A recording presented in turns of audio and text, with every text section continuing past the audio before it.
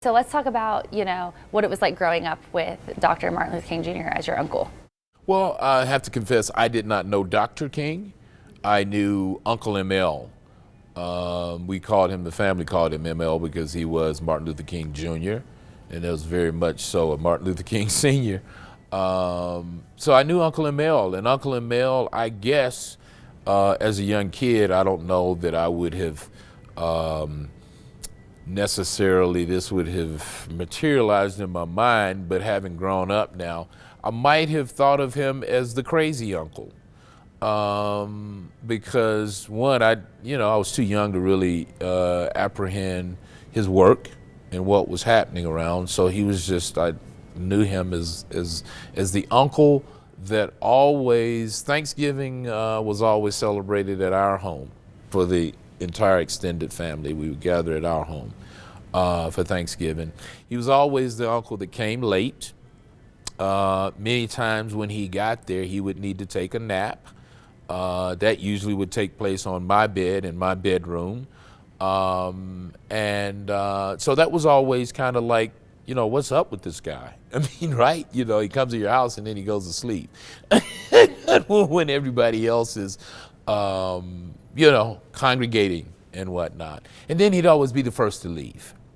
I was too young to realize my uncle was coming off the road, from working, and then he was headed back out to work. But other than that, I mean, my memories of him are childhood memories, riding bikes with him, things like that. And there's a side to my uncle that people are not aware of. He was kind of a practical joker. He used to like to play jokes and make people laugh. So he was fun to be around. But it was just odd, like I said, that he'd always be the one to get to our house later than everybody else, and then he'd need to take a sleep, and then he'd be the first to leave. So, but blessed to have had the time that I did have with him. It's interesting to think, the mind of a kid, right? Yes.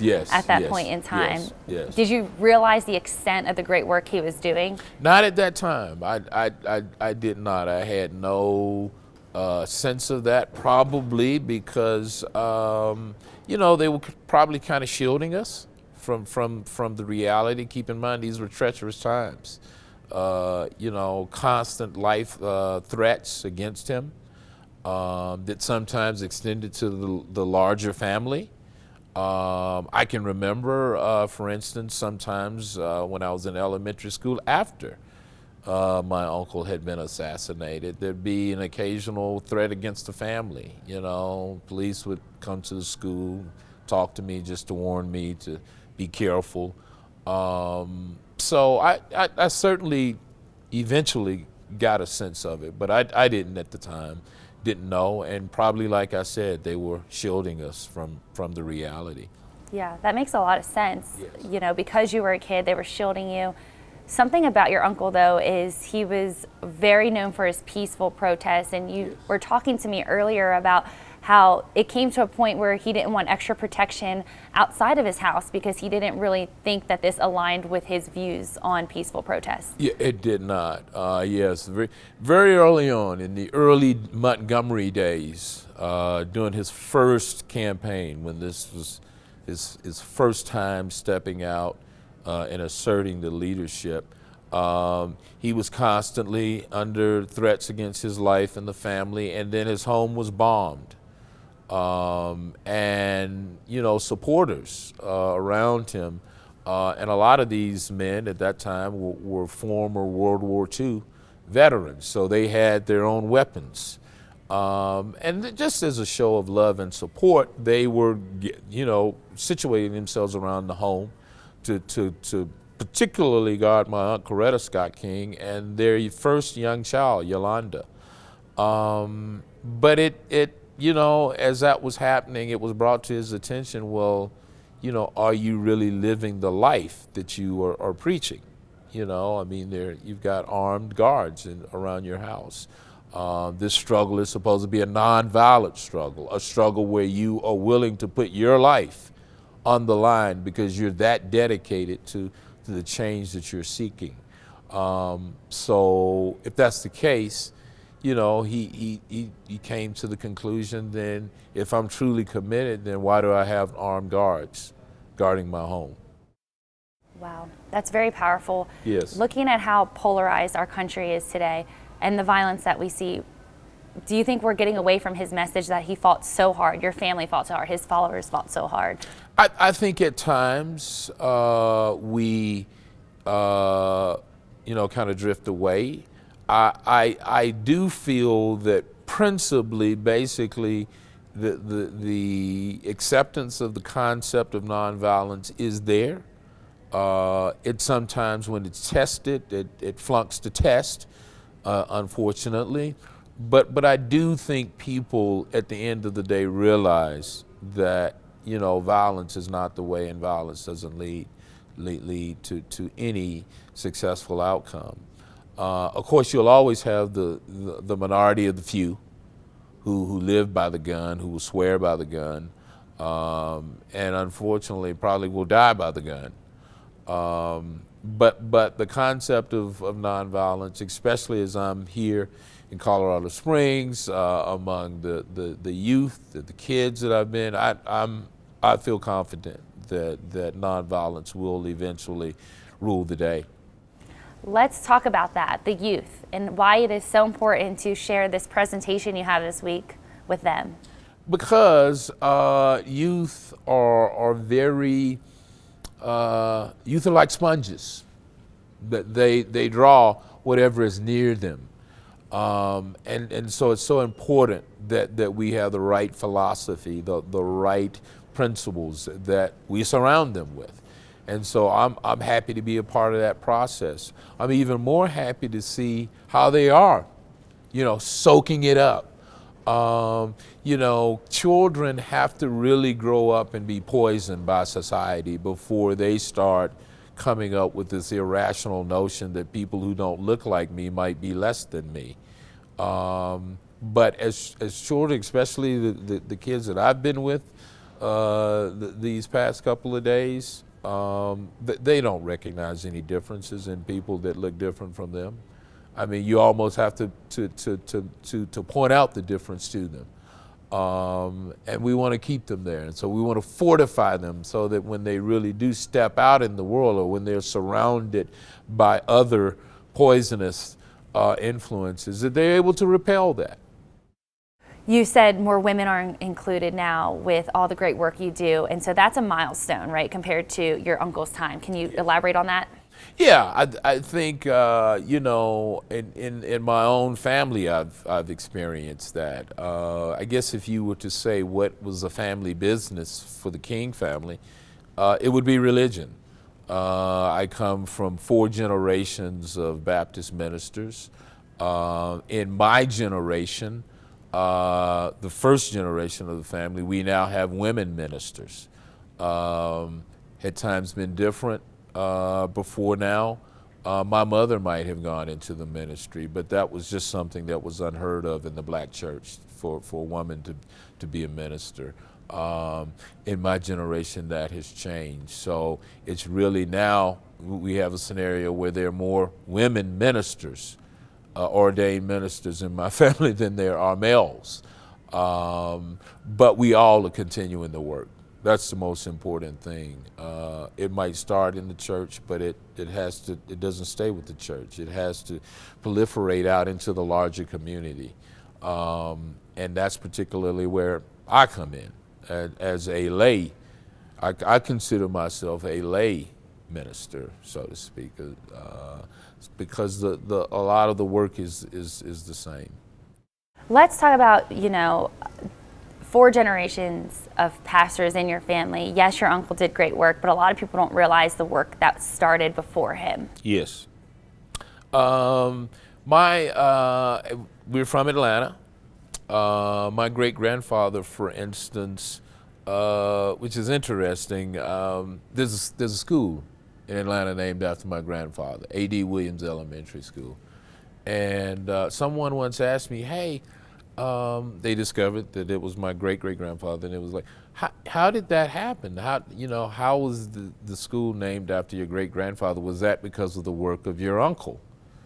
And I was like, think about what you're asking me. You're saying somebody named the school after someone based on the work or contribution that someone else made. No, the school was named after my great-great-grandfather, A.D. Williams, because he led the fight to make the Atlanta School Board build the first black high school for students. The Booker T. Washington High School in Atlanta now is still there, established as a thriving school, but it was the first and only high school for black students in the early 19th century, 1910, early 1900s. So that work actually started with him. The work in the community, the work for trying to secure equal rights for black citizens. Then my grandfather, Martin Luther King Sr., who was the son-in-law of my great-great-grandfather, followed him as pastor of Ebenezer Baptist Church, our family church, and picked up that fight. As a matter of fact, he was responsible and led the fight to equalize teacher pay for black teachers in Atlanta. He also led a march in Atlanta City Hall over separate drinking water fountains. My uncle saw that as a child, and I'm sure that impressed upon him. And I don't think as a child looking at that, he said, hey, I'm going to do that one day and lead a great march on Washington. But I'm sure the seeds were planted. I know the seeds were planted in him then. So, really what he did nationally had been done locally in my family for a couple of generations. So we have primarily the vehicle for that work was the Baptist Church. In my generation, we've expanded out beyond that a bit. Since I was not called into the ministry, because we were told we couldn't choose the family business, it had to choose us. God had to call us to the ministry. We couldn't just say, hey, I want to be a minister. I did not hear that call, but I certainly heard the call of my family to be a responsible member of the community and to make a contribution in my own individual way, in the best way that I could. And I've tried to honor that call. Very cool. So, yes, you do a lot of great work in Atlanta, but here you are in Colorado Springs. Yes. Why is it important to spread the message? Well, it is true that I'm based out of Atlanta, but I work nationally and internationally in some cases. But it's important because we must keep reinforcing the message and spreading the message to counteract all of the negative messaging that happens in people's everyday lives. Unfortunately, it's always, as with everything, the negative always has a way of attracting, or an easier time attracting, the attention and motives of human beings as opposed to the positive. And so, we've got to keep spreading that message, keep putting it out there, keep exposing people to it, even people who've been exposed to it before. It's a repetitive process sometimes, but a needed process. And then just to clarify for people, unfortunately, while people understand the technical definition of being nonviolent, they don't understand the principles of nonviolence. And that can prevent people from adapting it and trying to live the life. Being nonviolent does not mean that you allow somebody to just abuse you. If you're walking down the street and someone attacks you, you just don't stand there and allow yourself to be attacked. You do what you need to do to defend yourself. So that if you do that, that does not make you a violent person, or does not mean that you're not adhering to the nonviolent principles. But if you're on the street protesting for a cause and someone attacks you, you're not to defend yourself in the traditional way. You know, theory being that you're so committed to the cause that you're out there protesting or fighting for that you're willing to give your life for it freely. As my uncle would constantly say, if you found nothing to die for, you know, you truly have nothing to live for. And so it's important to keep getting that message out in light of the George Floyd murders. When we had people saying, you know, we've tried to live, you know, by Dr. King's principles, and that's gotten us nowhere. So now, you know, we're going to adopt the principles of Malcolm X. I call it the pre-Mecca Malcolm X, you know, before he discovered true Islam. He was, you know, a member of I guess what some might be considered to be a cult prior to then, and it was a black supremacy cult that essentially said, you know, all white people were the devil and should be fought against. So we kind of saw that after George Floyd, people being frustrated and not seeing the needed police reforms that need to take place. So it's really more important now than ever before that message be spread and reinforced. And it's so important that the kids get it. Yeah, because you say you like to start with the kids. Are you afraid that all this great work and all the people who have done so much for this movement, that message is getting lost, or do you have faith that we can reverse the script and remember this legacy? I think we will reverse the script, but I think it's going to be some pain involved in it. I mean, for instance, one thing that we have, I think, is a positive to development in light of the George Floyd situation is that now you see other non-white citizens considering themselves people of color. I mean, it's interesting to hear Asians who are supposed to be the smart minority or whatever. I mean, that didn't, you know, kind of involve themselves in the social issues of America. They just came here and did their, you know.